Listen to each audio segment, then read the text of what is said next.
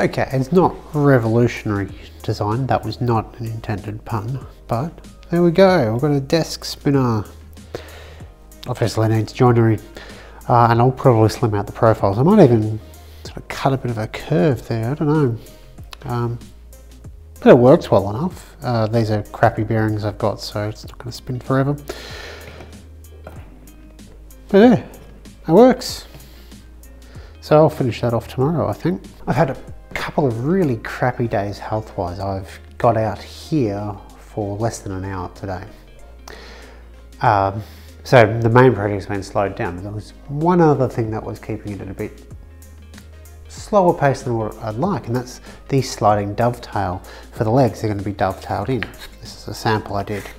Problem is I don't have a miter gauge, or I didn't. We were talking in the chat room about miter gauges, and I mentioned that offhand, and Pete got quite angry, almost offended that I didn't have a miter gauge. So he sent this down. So this arrived this evening. It's an Incra V120 with a aluminium extruded fence, the Incra fence on it. It's a lovely bit of kit, so that was incredibly generous of you, Pete. There's also a CBN wheel he just happened not to be using. Who doesn't use these parts? You're, again, ridiculously generous, and thank you, Pete. At some stage, I haven't got a timeline or the money to buy the epoxy, but I will be making a triptych to thank Pete, since he has been in the chat room and seen the ongoing pictures and all of that. His girlfriend looked over his shoulder and saw the one I made last week and went, "Ooh, I want one of those, make it for me."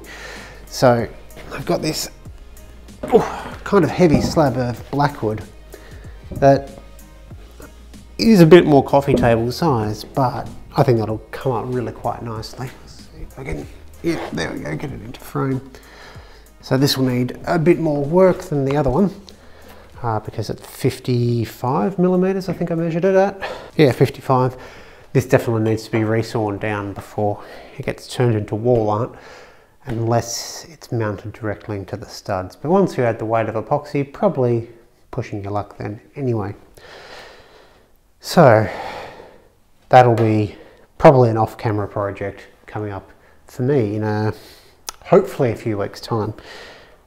But it's really nice to have a project for this. Again, it's one of those pieces of wood we've had laying around that we've had ideas, but none of them have really worked for it. So hopefully that this will come out for that quite well.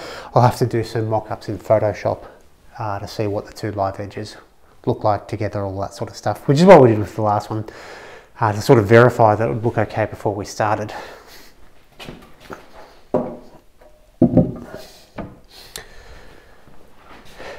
Anyway, as this has been a pretty rotten day for me, I don't have a lot else to show you today, so thanks for watching.